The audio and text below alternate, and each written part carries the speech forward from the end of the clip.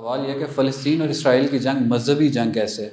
ये तो बस दो मुल्कों की आपस की लड़ाई है और मस्जिद अक्सा के साथ हमारा कोई दीनी तकाज़ा तो नहीं जुड़ा हुआ। तो एक आम मुसलमान इसमें अपना किरदार कैसे अदा कर सकता है और क्या हम जहाद के लिए फ़लस्तीन जा सकते हैं अभी? यानी ये दो मुल्कों की जंग है। अर्ज़ फ़लस्तीन, बैतुल मुक़द्दस, सुब्हानल्लज़ी अस्रा बिअब्दिही लैलन मिनल मस्जिदिल हराम इलल मस्जिदिल अक़सा अल्लज़ी बारकना हौलहू। अल्लाह फरमाते हैं वो ज़मीन है जिसके इर्द गिर्द हमने, जहाँ मस्जिद अक़सा है और जिसके इर्द गिर्द हमने बरकतें डाली हैं। अल्लाह की तरफ से ये बाबरकत ज़मीन है।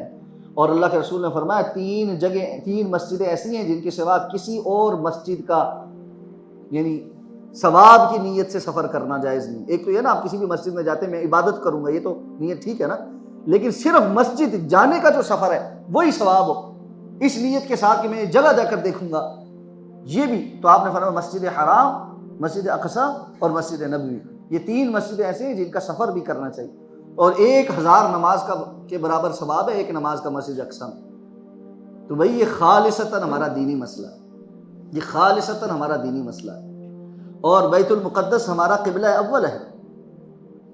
अल्लाह के रसूल सल्लल्लाहु अलैहि वसल्लम ने 17 माह बैतुल मुक़द्दस की तरफ रुख करके नमाज पढ़ी है, 17 माह। तो इसलिए ये समझना कि बैतुल मुक़द्दस का मसला या फ़लस्तीन का मसला दो मुल्कों का मसला, यह हरगिज़ दो मुल्कों का मसला है। और फिर दो मुल्कों का मसला आया कहाँ से? आपको ये तारीख़ पता होनी चाहिए कि यहूदी क्यों उठकर वहाँ आए।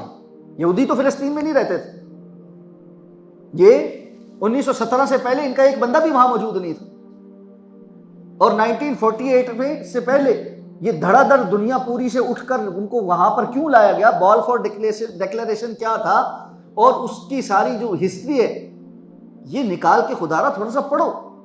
इतना कुछ गूगल करते हो, इतना कुछ पढ़ते हो, इतना कुछ सर्च करते हो, आज जाकर ये काम करना, जिसको ये हिस्ट्री नहीं पता आज जाकर गूगल पर जाकर सर्च करो कि इसराइल की हिस्ट्री क्या है और जो है ये यहूदियों को ये लैंड क्यों चाहिए, उनके लिए इसकी क्या अहमियत है, मुसलमानों के लिए इसकी क्या अहमियत है। और अगर वहां यहूदी इकट्ठे हो रहे हैं तो किस नजरिए के ऊपर इकट्ठे हो रहे हैं, उनका वहां इकट्ठा होना किस लिए है। वो सिर्फ एक किताए जमीन नहीं लेना चाहते, अगर किताए जमीन लेना चाहते तो दुनिया में किसी और जगह ले लेते, उनको क्या मसला था, खाली जगह थोड़ी पड़ी। वो ये फ़लस्तीन का एरिया क्यों लेना चाहते हैं, उनके लिए अर्ज़ मुक़द्दस है। और अर्ज़ मुक़द्दस का क्या माना है, इसके पीछे की हिस्ट्री है। अल्लाह रब्बुल इज़्ज़त ने हज़रत मूसा अलैहिस्सलाम के साथ उनको क्यों यहाँ भेजा था, हज़रत इब्राहीम अलैहिस्सलाम और उनके जो बड़े जिनके वो अपने एंसेस्टर्स मानते वो यहाँ फ़लस्तीन में रहते थे, तो उनकी क्या हिस्ट्री थी। एक बड़ी तवील हिस्ट्री है, 4000 साल की से ज़्यादा की तारीख़ है। इसलिए ये बात समझें कि ये बड़ा अहम है। अब दूसरी बात, क्या ये मजहबी जंग है? बिल्कुल मजहबी जंग, ये खित्ते के लिए जंग नहीं, ये दीन के लिए जंग है। असल प्रॉब्लम क्या है, बड़े बड़े टेक्निकली जो है ना, वेस्ट ने और वेस्टर्न मीडिया ने और यहूदी मीडिया ने, क्योंकि पूरी दुनिया का मीडिया तो ओवरऑल ज़्यादातर वो कंट्रोल करते हैं। जब ये मामला शुरू हुआ था सबसे पहले शुरू में, तो उस वक्त इंटरनेशनल मीडिया पे ये बात आती थी कि ये प्रॉब्लम जो है, ये कज़िया, ये फ़लस्तीन और अरबों का मसला है। इसका मतलब ये है पूरी दुनिया में जो नॉन अरब्स रहते हैं उन्होंने पहले ही ना एक नैरेटिव ऐसा बयान किया कि इनका तो इशू ही नहीं है ना, ये तो हमसे बात ही ना करें इसमें। फिर कुछ अरसे के बाद उन्होंने क्या कहना शुरू किया, ये कज़िया सारे अरबों का भी नहीं, इसराइल का प्रॉब्लम इसराइल और मिडल ईस्ट जो है ना, शर्क़ अल औसत, उनके जो ममालिक है इनका ये मसला।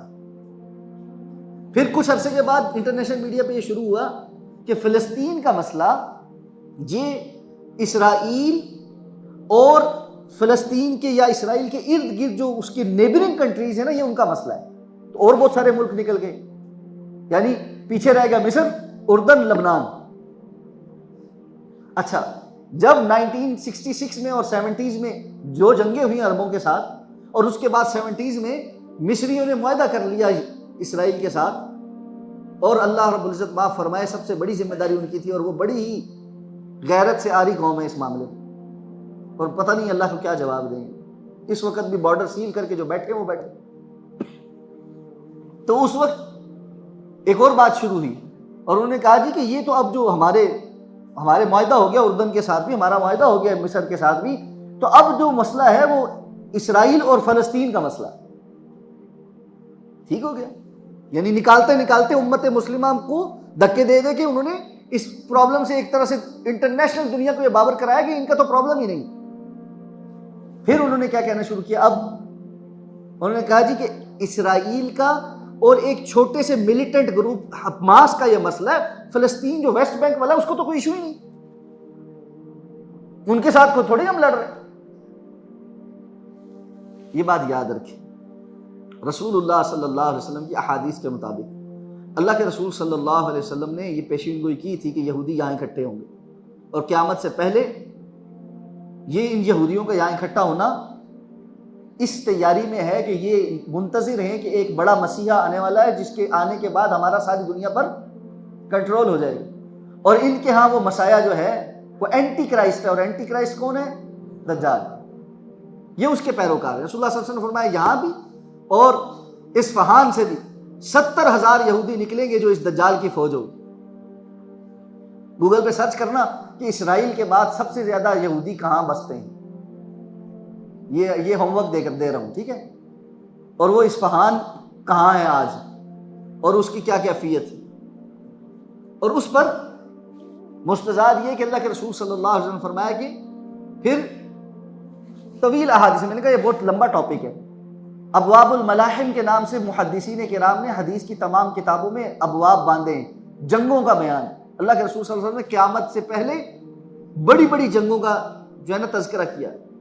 आप सल्लल्लाहु अलैहि वसल्लम की अहादीस के मुताबिक जो मैदान है उसका जो सेंटर पॉइंट होगा ये फ़लस्तीन और शाम होगा, और इतने बड़े बड़े मैदान सजेंगे कि आखिरी जो मार्का दज्जाल के आने से कुछ अरसा पहले होना है वो इतना बड़ा होगा कि मुसलमान जो है वो जब अपने शाम के अंदर महसूर भाइयों की मदद के लिए वहां इकट्ठे होंगे तो कुफर 12 झंडों के नीचे इकट्ठे होकर एक बड़े मुनज़्ज़म, जिसको आप आज ये कहेंगे नेटो फोर्सेस की सूरत में, मुसलमानों का मुकाबला करने के लिए आएगा।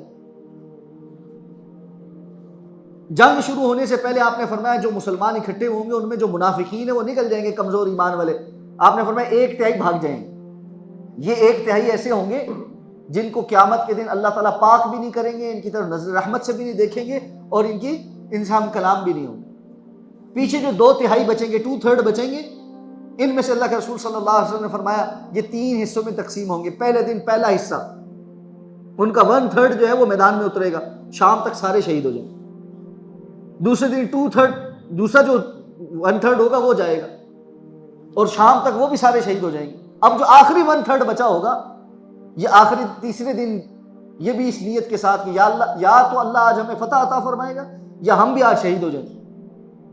ये उस मैदान में उतरेगा और अल्लाह ताला इनके हाथों पर मुसलमानों के लश्कर को फतह अता फरमाएंगे। वो कुफर का 12 झंडों के अंदर एक बड़ा इकट्ठे होकर आना वाला बड़ा लश्कर भी इनके सामने हजीमत खा जाएगा। लेकिन आप सल्लल्लाहु अलैहि वसल्लम फरमाया मैदान जंग इतना बड़ा होगा, लाशों का ऐसा ढेर होगा कि परिंदा अगर उड़ता उड़ता उस मैदान के ऊपर से जाएगा तो आपको पता है अच्छे साफ सुथरे परिंदे जो है ना वो लाशों के ऊपर और गंदगी के ऊपर नहीं उतरते, ये गिद्ध किस्म के उतरते, तो उसको उतरने की जगह नहीं मिलेगी और वो गिर जाएगा, लेकिन नीचे से लाशें खत्म नहीं होंगी। आप उसको वर्ल्ड वॉर कर इस किस्म की जंग होगी। और इस जंग कि या तो लीडरशिप इमाम मेहदी कर रहे होंगे या इसके फौरन बाद इमाम मेहदी का ज़हूर होगा। ज़्यादा जो लोगों का ख्याल है, गुमान ये है कि वो इस जंग की लीडरशिप जो मदीना से जो लश्कर आएगा ना, उस लश्कर की कमांड इमाम मेहदी कर रहे हैं। और उस वक्त दमिश्क के मीनारे पे अल्लाह के रसूल सल्लल्लाहु अलैहि वसल्लम फरमाया हज़रत ईसा अलैहिस्सलाम को अल्लाह ताला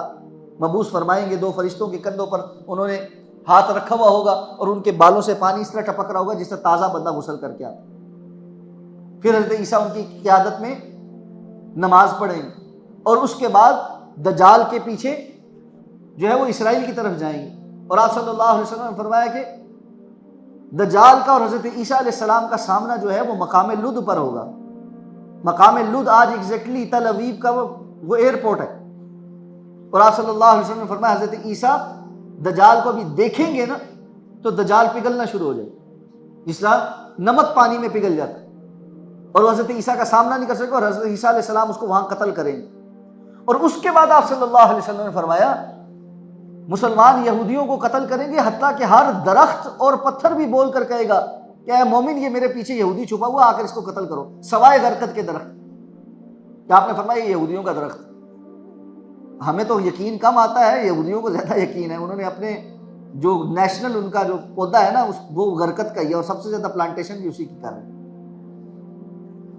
तो इसलिए ये सोचना बंद कर दें कि ये कोई दो मुल्कों की जंग है, इसका उम्मत मुस्लिमा से क्या ताल्लुक है। ये उनका जो ग्रेटर इसराइल का मंसूबा है वो तमाम मुसलमान ममालिक पर कब्जा करना है। अगर आप आज ये सोचकर बैठे हैं कि ये नेशनलिज्म कि जी मैं पाकिस्तान में हूं मुझे तो वो कुछ नहीं कह रहे, तो पहली बात तो ये कि ये फिक्र ही इस्लामी फिक्र से मुतसादिम है। एक चीज समझ लें, इकबाल ने कहा था इन ताज़ा खुदाओं में बड़ा सबसे वतन है, पैरहन है जो इसका मजहब का वो कफन है। अब मसला ये हमने उर्दू भी तो पढ़नी छोड़ दी है ना, अब इसको सलीस उर्दू में समझाऊं कैसे। इन ताज़ा खुदाओं में बड़ा सबसे वतन है।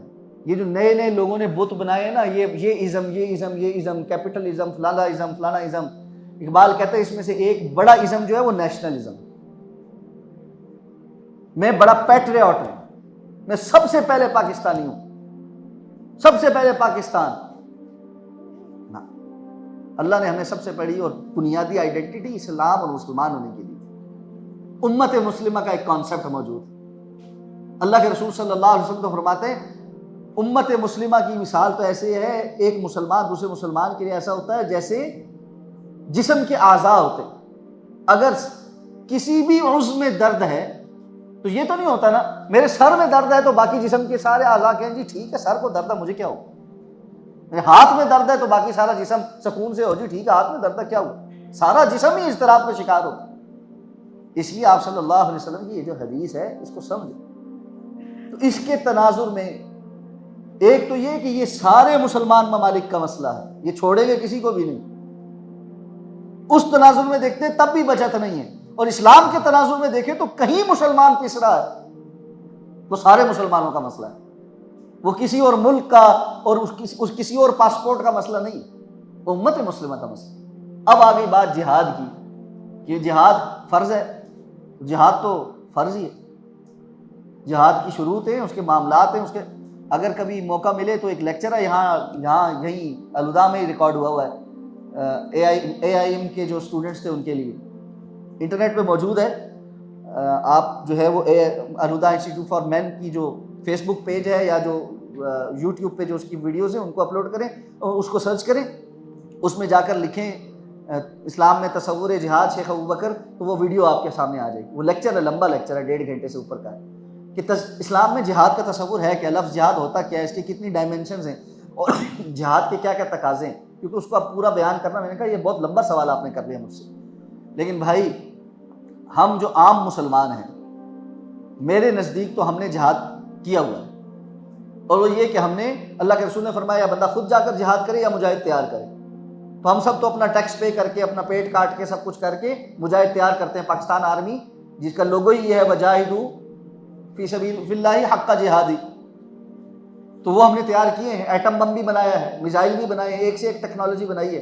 अब जिहाद उनको करना, ये जो प्राइवेट जिहाद है ना इससे कभी खैर नहीं निकलती। ये एक जो इंस्टीट्यूशन होता है, बाज़ाब्ता जो निज़ाम होता है, वो उसी की जिम्मेदारी होती है। तो दीन ने जिसकी जिम्मेदारी लगाई है उसका काम है, और